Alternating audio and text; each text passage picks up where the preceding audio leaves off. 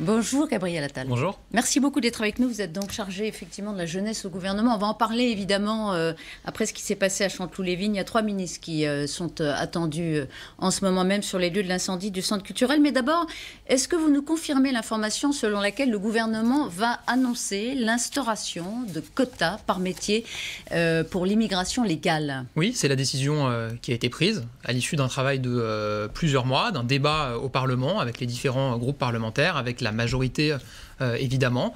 C'est une décision qui est prise, qui sera annoncée dans un plan plus global, évidemment, qui comporte d'autres séries de mesures sur la question de l'immigration. Ça sera annoncé demain à l'issue d'un comité interministériel. Donc ce sont des quotas par métier en fonction du marché du travail.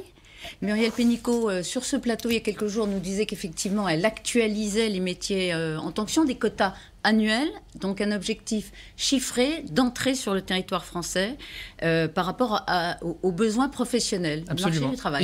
Et surtout une revue de ce que sont les besoins professionnels. Il y a une liste de ce qu'on appelle les métiers en tension, c'est-à-dire les métiers pour lesquels les entreprises ont du mal à recruter. Cette liste, elle n'a pas été actualisée depuis 2008. Le CDE estime que seulement 15% des métiers qui sont sur cette liste sont véritablement en tension. Il y en a qui ne sont plus en tension. Il y a de nouveaux métiers en tension qui ne figurent pas sur cette liste.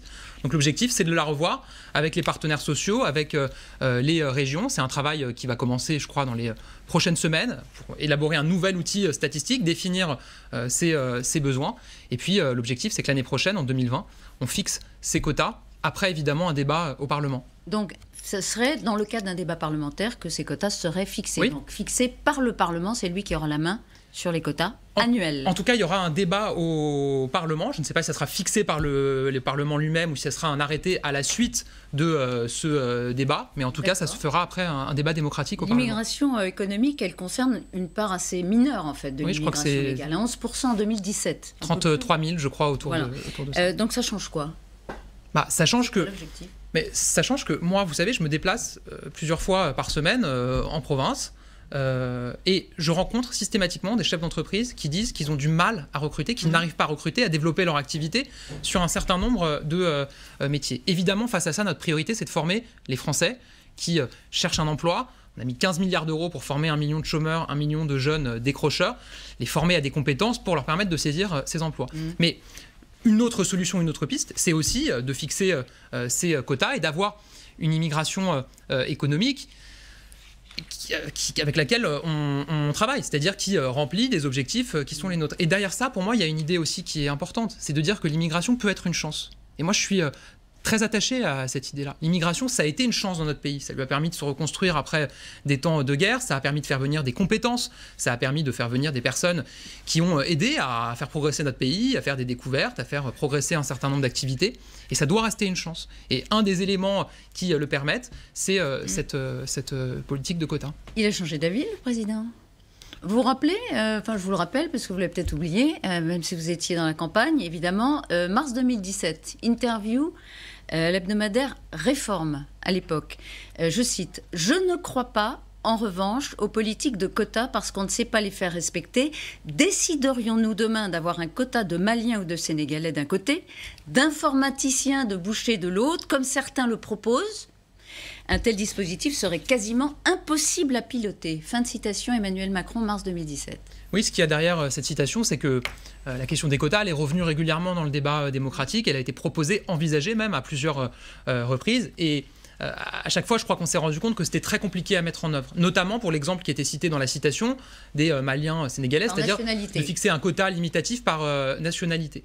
Et c'est vrai que du coup, ça a, je crois, beaucoup été un frein pour envisager d'avancer dans cette direction. Et le choix qui est fait, ça n'est pas d'aller dans cette direction-là, mais de s'inspirer du modèle canadien où on fixe un objectif par profession, par métier, et non pas par nationalité. Et c'est vrai qu'il y avait cette citation et ce doute sur la capacité à le faire. Mais ça montre bien que le débat sur l'immigration qu'on a organisé et cet exercice démocratique de mettre ce sujet au Parlement et de permettre aux parlementaires, à la représentation nationale de contribuer, ça montre bien qu'il est utile. Vous dites, ça montre bien que le président écoute le Parlement. Oui, ça montre bien qu'il ne décide pas tout seul. C'est aussi une démonstration de l'acte 2. Ça montre bien aussi que c'est un président de droite. C'est une proposition de droite. Mais enfin, moi, vous savez que...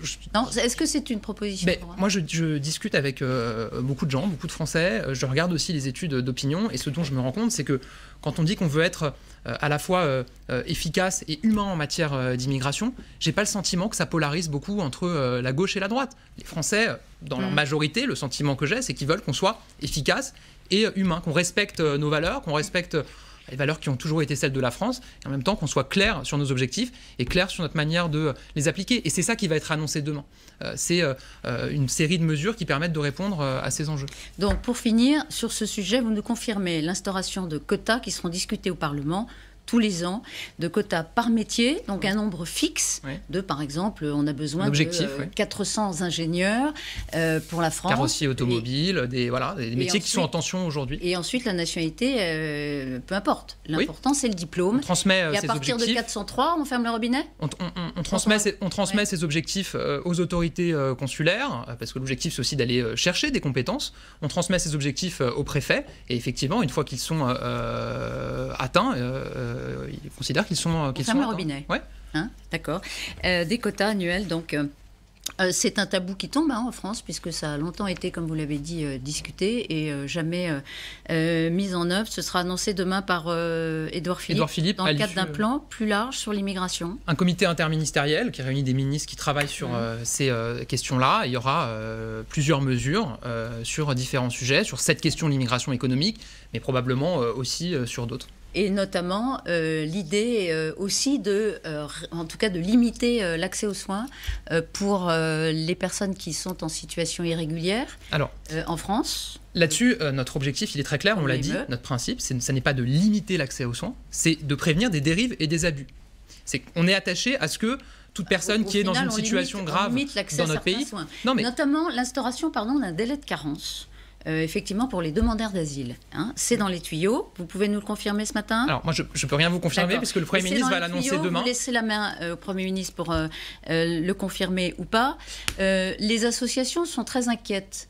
Vous allez, disent-elles, encore ajouter à la précarité des demandeurs d'asile en France. Ils arrivent, ils sont pour beaucoup épuisés après des périples qui sont extrêmement pénibles. Et pendant 3 mois, ils n'auront pas accès à des soins. Non, alors je ne crois pas du tout que c'est vers ça qu'on aille. L'idée, si cette mesure venait à être confirmée, c'est pas de dire que pendant 3 mois, il n'y a accès à aucun soin.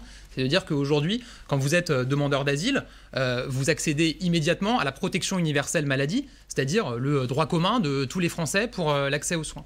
Et que il y a des abus qui ont été identifiés, il y a des rapports qui ont été remis. Je crois qu'un rapport doit être remis aujourd'hui ou demain sur ces sujets et sur celui de l'aide médicale d'État. Et que si on veut préserver notre modèle, qui consiste à dire que précisément quand vous arrivez en France, que vous avez vécu une situation très difficile, que vous êtes en situation de détresse, que vous avez des graves problèmes de santé, si on veut continuer à dire que vous pouvez être soigné, il faut prévenir et limiter les abus qui dévoient... Vous nous dites que ce n'est pas ça l'intention. Est-ce que ce ne sera pas ça la conséquence? Je crois pas. Gabriel Attal, forcément. Si pendant 3 mois, les personnes n'ont pas accès aux soins... Mais encore une fois... sauf en cas d'urgence absolue, encore une fois, l'objectif et si cette mesure venait à être confirmée, ça ne reviendrait pas... Pour l'accès à la protection universelle maladie et pas pour l'accès à des soins, les soins urgents, l'aide médicale d'État. On parle de la protection universelle maladie, c'est-à-dire d'un régime de sécurité sociale qui est le régime de sécurité sociale de droit commun. Gabriel Attal, 3 ministres sont en passe d'arriver à Chanteloup-les-Vignes sur le lieu d'un centre culturel. Ils sont arrivés d'ailleurs, regardez, on peut voir l'image, Julien de Normandie, Christophe Castaner, Nicole Belloubet sur place. Donc, après ces incidents, comment vous les qualifiez d'ailleurs? Inadmissible, insupportable, inacceptable. Imbécile? Imbécile, évidemment. Les jeunes imbéciles, est-ce que la formule utilisée par Édouard Philippe, elle a choqué, notamment les forces de l'ordre sur place? C'était un peu léger? Est-ce qu'on considère que c'est intelligent d'avoir fait ça? Non. C'était imbécile. C'était inacceptable. Il ne peut pas y avoir de doute sur notre fermeté et sur notre capacité à condamner ces actions et à chercher à punir ceux qui en sont les auteurs. C'était pas la bonne qualification pour la première prise de parole du Premier ministre sur ce sujet? Moi, je pense que c'est une bonne qualification de dire que ce sont des actes imbéciles et inacceptables. Encore une fois, l'inverse serait assez étonnant. Imbécile et criminel, vous ne trouvez pas qu'il y a une distorsion quand même, une sorte de décalage de vocabulaire là, qui peut laisser entendre un petit décalage dans la prise en compte de la gravité?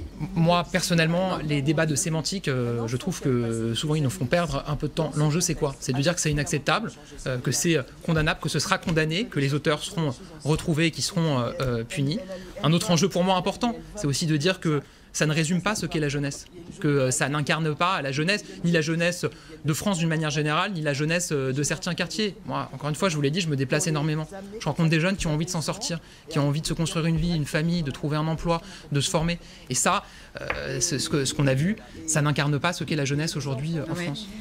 Une jeunesse sur laquelle vous avez des mea culpa. La mère qu'on entendait à l'instant d'ailleurs s'exprimer, Madame Arenou, a dit on n'a jamais essayé de trouver un moyen de les accompagner dans leur réussite, ces jeunes. Mais c'est le sens de notre action.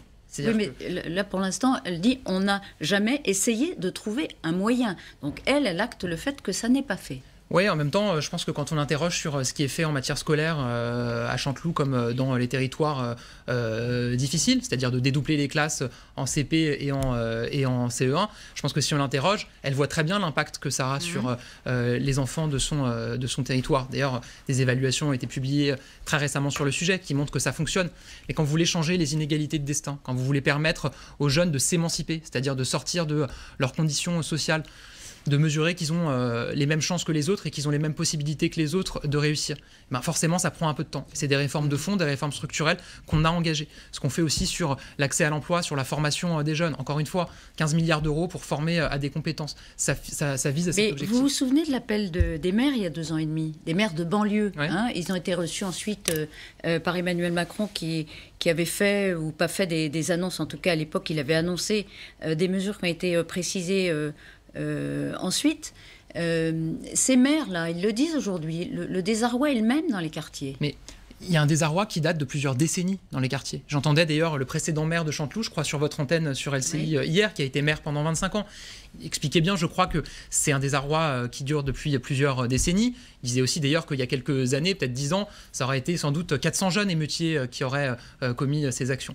Et évidemment, on cherche à y répondre. Évidemment, ça prend du temps. Vous parliez des mesures qu'avait annoncées Emmanuel Macron.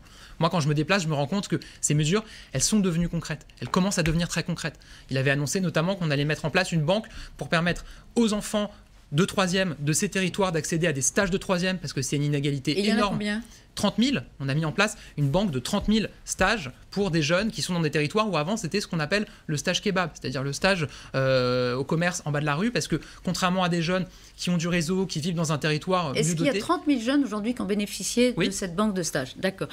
Donc ça c'est déjà effectivement une mesure qui a été prise, effectivement. Qui est très concrète. Est-ce qu'on peut réécouter ensemble une déclaration qui avait beaucoup marqué, que vous n'avez forcément pas oubliée, celle de Gérard Collomb quand il a quitté le ministère Place Beauvau. On vit côte à côte, et je le dis toujours, moi je crains que demain on vive face à face. La situation est très dégradée. Parce que oui, aujourd'hui, c'est plutôt la loi du plus fort qui s'impose, des narcotrafiquants, des islamistes radicaux, qui a pris la place de la République. Gérard Collomb, il avait vu juste, hélas... Mais moi, je suis totalement d'accord avec lui. Je l'étais à l'époque sur le risque qu'on vive côte à côte et face à face. Et je suis en charge notamment au gouvernement du service national universel qui vise précisément à répondre à ce constat qui a été fait par Emmanuel Macron dès l'élection présidentielle.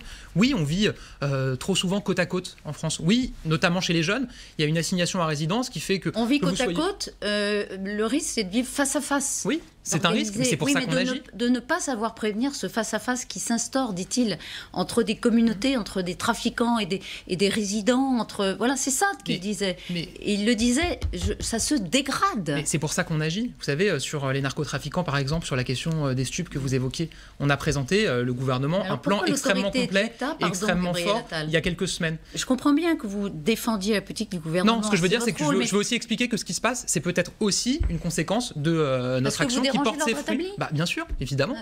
On dérange l'ordre établi quand on lutte contre les stupéfiants. Ce serait la preuve de votre efficacité. Mais en tout cas, on a engagé une lutte résolue contre le trafic de drogue, notamment dans les quartiers. Elle porte ses fruits.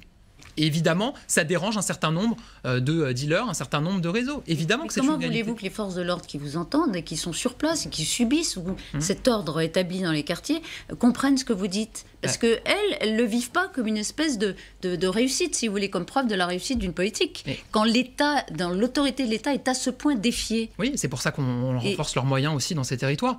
On crée 10 000 postes de force de l'ordre en France. On a identifié 60 quartiers qu'on a appelés de reconquête républicaine. Reconquête républicaine, c'est un mot très fort. Ça répond encore une fois à ce que disait aussi Gérard Collomb. La République, c'est quoi? C'est le même droit commun pour tous sur tous les territoires. Il ne faut pas qu'il y ait de zone de non-droit en France. 60 quartiers de reconquête républicaine. On crée 1200 postes de force de l'ordre fléchés sur ces quartiers précisément pour épauler les forces de l'ordre qui font face. Encore un mot là-dessus, par exemple, sur votre politique. Quand vous diminuez d'emblée les emplois aidés, les emplois aidés, ils ne sont pas dans les quartiers riches, hein. Les emplois aidés, ils aident précisément dans les quartiers défavorisés. Bon, ben, est-ce que ça n'a pas accéléré la dégradation dont parlait Gérard Collomb? Moi, je ne crois pas. Moi, j'assume totalement la décision qui a été prise sur les emplois aidés. Les emplois aidés, sur le papier, ils avaient vocation à insérer dans l'emploi des personnes qui étaient bénéficiaires de ces contrats. Ouais. Et ce qu'on voyait, c'est que, évidemment, ça arrivait, et heureusement, que certains, effectivement, s'insèrent ensuite dans l'emploi. Mais dans la grande majorité, ce n'était pas le cas. Et la précarisation, elle se maintenait plusieurs années ensuite. Et donc, le travail qu'on a fait, c'est de dire,